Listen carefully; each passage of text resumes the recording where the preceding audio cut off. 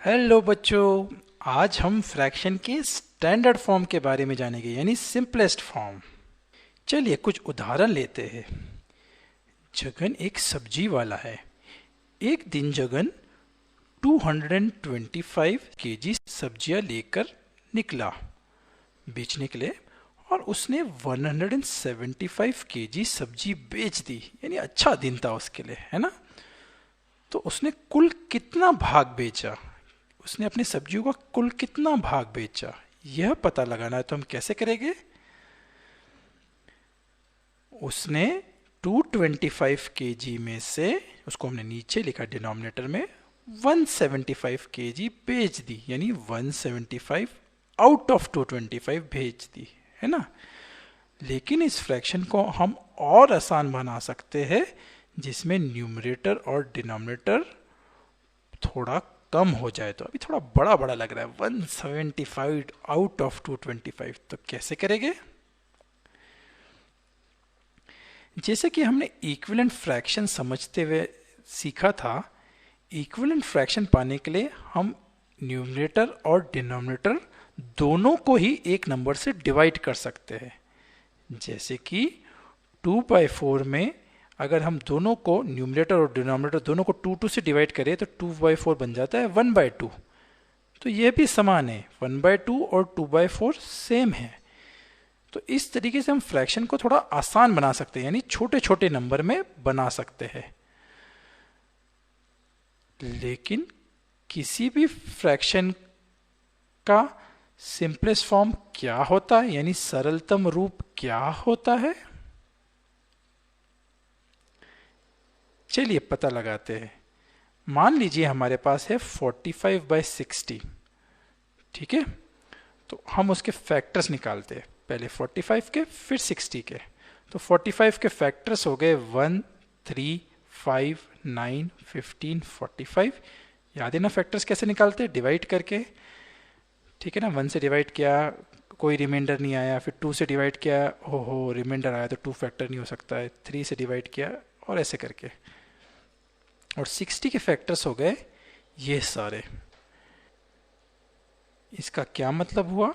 इसका मतलब यह हुआ कि जैसे कि अगर हम 45 और 60 दोनों को 3 से डिवाइड करते हैं, 3 से डिवाइड करते हैं, तो हमें कोई होल नंबर मिलेगा। जैसे 45 डिवाइड बाय 3 किया तो 15 मिला, 60 डिवाइड बाय 3 किया तो 20 मिला।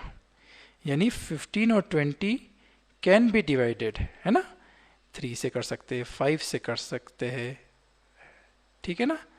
अब हम इनको 5 से डिवाइड करके देखते हैं। 45 को 5 से डिवाइड किया तो आया 9, और 60 को 5 से डिवाइड किया तो आया 12, ठीक है ना।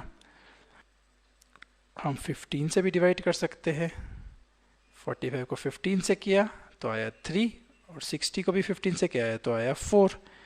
तो ये हो गया 3/4, छोटा नंबर हो गया, राइट। 45/60 या 3/4, तो ये थोड़ा सिंपल फॉर्म हो गया इसका। बट याद रखिए, हम फ्रैक्शन में न्यूमरेटर और डिनोमिनेटर दोनों को ही समान नंबर से डिवाइड करना पड़ेगा। इसलिए आपको पहले दोनों के फैक्टर्स निकालने होंगे और सिर्फ कॉमन फैक्टर्स लेने पड़ेंगे। तो 2 नहीं ले सकते थे क्योंकि 2 यहाँ नहीं था। 3 लिया हमने, 5 लिया, देखिए 9 नहीं लिया, 4 नहीं लिया, क्योंकि वो एक ही जगह पे है। हमने को मालूम है इक्विवेलेंट फ्रैक्शन निकालना हो तो न्यूमरेटर और डिनोमिनेटर दोनों को समान नंबर से डिवाइड करना होगा। इसलिए फिर हमने 3 लिया, 5 लिया क्योंकि दोनों जगह था, 15 लिया, है ना। अब 15 के बाद हम और कुछ नहीं कर सकते, देखिए सब अलग अलग जा रहे हैं, ठीक है ना, क्योंकि अब इनका केवल कॉमन फैक्टर बचा है 1, ठीक है ना। तो इससे ज्यादा अपन और इस फ्रैक्शन को कम नहीं कर सकते। 45/60 किया पहले, जब हमने 3 से करा तो 15/20 आया, 5 से किया तो 9/12 आया, और 15 से किया तो 3/4 आया, ठीक है ना। इससे छोटा हम इस फ्रैक्शन को कर नहीं पाएंगे। तो यह इसका सबसे छोटा फॉर्म है, और यह इसलिए है क्योंकि 15, 45 और 60 का हाईएस्ट कॉमन फैक्टर है, यानी HCF, जो हमने पिछले लेसन में सीखा था। तो जब हम कोई भी फ्रैक्शन के न्यूमरेटर और डिनोमिनेटर दोनों का HCF निकालते हैं और दोनों से डिवाइड करते हैं तो वह उस फ्रैक्शन का सिंपलेस्ट फॉर्म हो जाता है।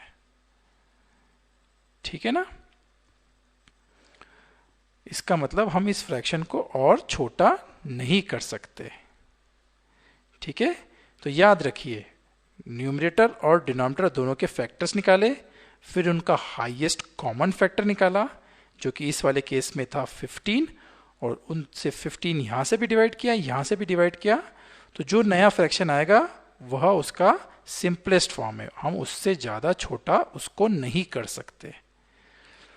तो जब किसी भी फ्रैक्शन का न्यूमरेटर और डिनोमिनेटर का एकमात्र कॉमन फैक्टर 1 होता है तब वे सिंपलेस्ट फॉर्म में होते हैं। यानी देखिए 3 का कॉमन फैक्टर और 4 का कॉमन फैक्टर 1 हुआ तो वो उसके सिंपलेस्ट फॉर्म में होता है। तो जब कोई फ्रैक्शन अपने सिंपलेस्ट फॉर्म में होता है तब उसके न्यूमरेटर और डिनोमिनेटर को किसी कॉमन फैक्टर से डिवाइड करके आप और छोटा नहीं कर सकते। ठीक है ना? The only common factor of 3 and 4 is 1। लिख के देखिए, आप अपनी कॉपी में 3 के कॉमन फैक्टर्स लिखिए और 4 के कॉमन फैक्टर्स लिखिए, आपको सिर्फ 1 मिलेगा। इसका मतलब वह इससे ज्यादा छोटा नहीं हो सकता, यानी वह सिंपलेस्ट फॉर्म हो गया जो उनसे भी फ्रैक्शन को अपन यहां तक लेके आए 3/4 तक। तो चलिए, हमने जिस उदाहरण से चालू किया था जगन की सब्जी बेचने का, उसने 175 kg सब्जी बेची थी 225 kg में से। इसको थोड़ा सिंपल करने की कोशिश करते हैं। तो पहले 175 और 225 का फैक्टर निकालते हैं, फिर HCF। तो जब हम इसके फैक्टर्स निकालेंगे तो हमें मिलेंगे 1, 5, 7, 25, 35, 175 और इसके मिलेंगे ये। और देखिए इसमें हाईएस्ट कॉमन कौन सा है। यहाँ से यहाँ तक पहुँच गए अपन, 175 के बाद तो नहीं हो सकते, है ना? यह 225 तक पहुँच गए। तो देखिए यहाँ से चालू करते हैं, 1 कॉमन फैक्टर है, इससे बड़ा कोई है 5 है, इससे बड़ा कॉमन फैक्टर, इससे बड़ा कोई और है 25। देखिए 25 हाईएस्ट कॉमन फैक्टर है। तो जब हम 25 से इसको दोनों को न्यूमरेटर और डिनोमिनेटर को डिवाइड करेंगे तब हमें सिंपलेस्ट फ्रैक्शन आ जाएगा। इसका सिंपलेस्ट फॉर्म करते 175 डिवाइडेड बाय 25 तो आया 7 और 225 डिवाइड बाय 25 आया 9। तो 7/9 इस फ्रैक्शन का सिंपलेस्ट फॉर्म है। और वो क्यों है? क्योंकि अगर आप 7/9 के फैक्टर निकालने की कोशिश करेंगे तो आपको सिर्फ 1 आएगा और कुछ नहीं आएगा। इसीलिए 7/9 इस फ्रैक्शन का सिंपलेस्ट फॉर्म है या स्टैंडर्ड फॉर्म है। ठीक है ना?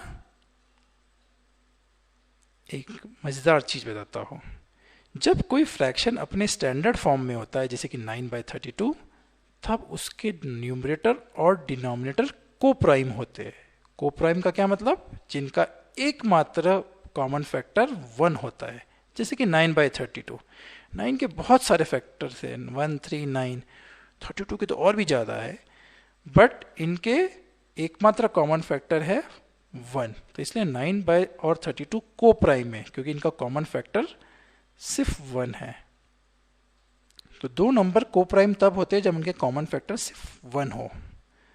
तो संक्षिप्त में फ्रैक्शन के स्टैंडर्ड फॉर्म को पाने के लिए हम इसके न्यूमरेटर और डिनोमिनेटर के फैक्टर्स निकालते हैं और फिर उनका HCF निकालते हैं, हाईएस्ट कॉमन फैक्टर, जैसे कि इसका 12 है, और उस हाईएस्ट कॉमन फैक्टर से न्यूमरेटर को भी और डिनोमिनेटर दोनों को उससे डिवाइड करते हैं। जैसे कि 24 डिवाइड बाय 2 किया तो आया, 24 डिवाइड बाय 12 किया तो 2 आया, 36 डिवाइड बाय 12 किया तो 3 आया। तो यह इसका सिंपलेस्ट फॉर्म हो गया। ठीक है ना? इसको हम और छोटा नहीं कर सकते। तो इस लेसन के लिए इतना ही बच्चों, फिर मिलेंगे, बाय बाय।